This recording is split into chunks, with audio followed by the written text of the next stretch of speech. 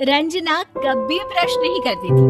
उसे कितनी बार उसके माँ बाप ने डांटा, लेकिन उसका कोई असर उस पर होता ही नहीं था, जिस कारण से उसके दांत पीले पीले हो जाते हैं। शादी के बाद अरे बहू, वैसे तो तुझ में कोई कमी नहीं है, पर तेरे दांत इतने पीले कैसे हैं बेटा?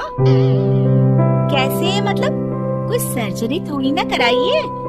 वो तो क्या नाम, मैं ब्रश नहीं करती थी तो पीले हो गए। अब क्या करूं? आप कहे तो लाल करवा लूं या फिर काले? यार ये क्या है, क्यों माँ से लड़ रही हो? लड़ रही हूँ?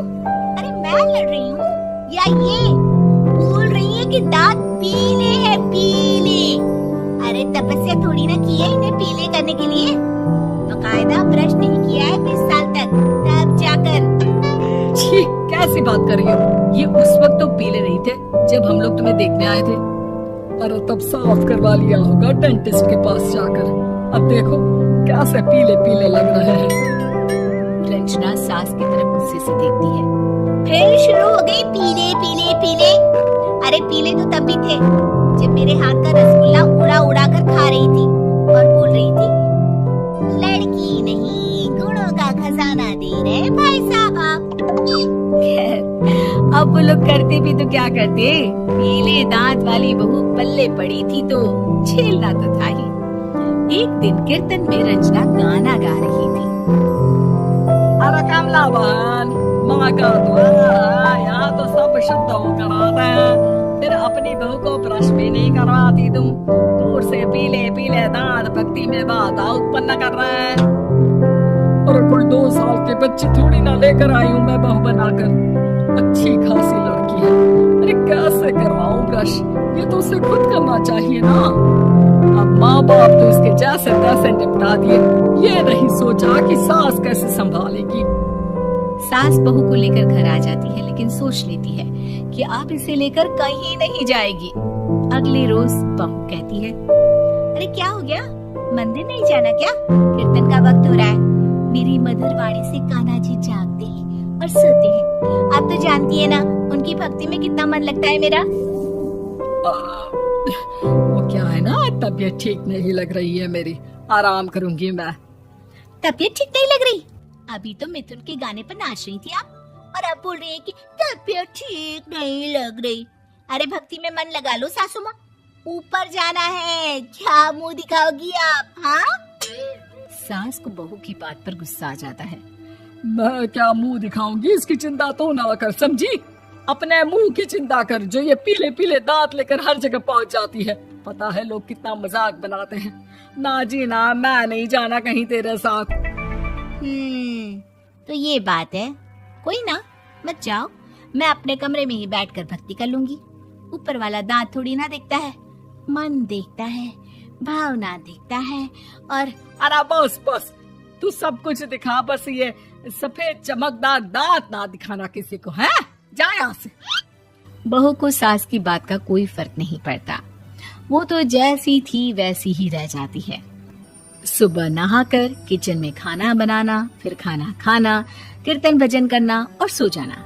एक दिन, माँ जी मैं सहेली के घर जा रही हूँ, शाम को लेट आऊंगी। हाँ हाँ तो जाना, मैंने कौन सा तेरी आरती करनी है घर पर बैठकर। रंजना सहेली के घर जाती है, जहाँ वो पार्टी में जाने की तैयारी कर रही होती है। अरे शिखा, कहाँ जाने की तैयारी कर रही है? मैं गलत वक्त पर आ गई क्या? अरे नहीं यार, उल्टा सही वक्त पर आई है। मैंने ये साड़ी और ज्वेलरी निकाली है यार, शाम को इनके ऑफिस की एक पार्टी में जाना है। बताना कैसा लग रहा है ये सब? नहीं यार, इस ड्रेस के साथ तो वो वाली ज्वेलरी अच्छी लगेगी। हाँ हाँ सही बोल रही है, मैंने ध्यान ही नहीं दिया। वैसे तो हमेशा से मस्त फैशन सेंस रखती है। तो बड़ा जाती होगी ना पति के साथ पार्टी में।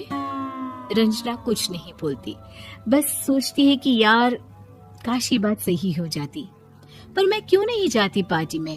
क्या इन लोगों की कोई पार्टी होती नहीं होगी? रंजना घर आती है और रात में पति से सवाल करती है, एक बात बताइए, आप मुझे किसी पार्टी में क्यों नहीं ले जाते? क्या आपकी यहाँ ऑफिस में पार्टी नहीं होती? पति बेचारा क्या कहता कि दांत पीले हैं तुम्हारे इसलिए। अरे कोई पार्टी होती नहीं हम लोगों के ऑफिस में, तो कहाँ से लेकर जाऊं? और मार्केट, मॉल, कहीं वीकेंड घूमना, कहीं तो। अरे यार, सारे हफ्ते में एक छुट्टी मिलती है, तो सोचता हूँ कि आराम ही कर लूं। क्यों? रंजना मन मार के रह जाती है। पहले कभी सास के साथ मंदिर जाया करती थी, लेकिन वो भी सास ने ले जाना बंद कर दिया। घर बैठी बैठी रंजना बोर हो जाती है। तभी उसे आइडिया आता है और वो मायके जाने का सोचती है। सासू माँ, 2 दिनों के लिए मम्मी के घर जा रही हूँ। अच्छा ठीक है, आराम से जा। और हाँ, माँ से कुछ अच्छी आदत सीख कर आना कि कैसे शरीर के हर भाग की तरह दांतों की सफाई भी जरूरी होती है, समझी? शुरू हो गई ना आप। वो लोग आपकी तरह नहीं है कि छोटी छोटी बात का बतंगड़ बना दे। उन लोगों के लिए मैं मायने रखती हूँ, ना कि मेरे पीले पीले दांत। रंजना माँ को बिना बताए उन लोगों को सरप्राइज देती है, लेकिन जैसे ही वो दरवाजे पर पहुंचती है, अंदर देखती है कि घर वाले कहीं जा रहे होते हैं। अब माँ, काश रंजना दीदी के दांतों वाली प्रॉब्लम नहीं होती, तो वो भी हम लोगों के साथ चलती ना बुआ जी की बेटी की शादी में।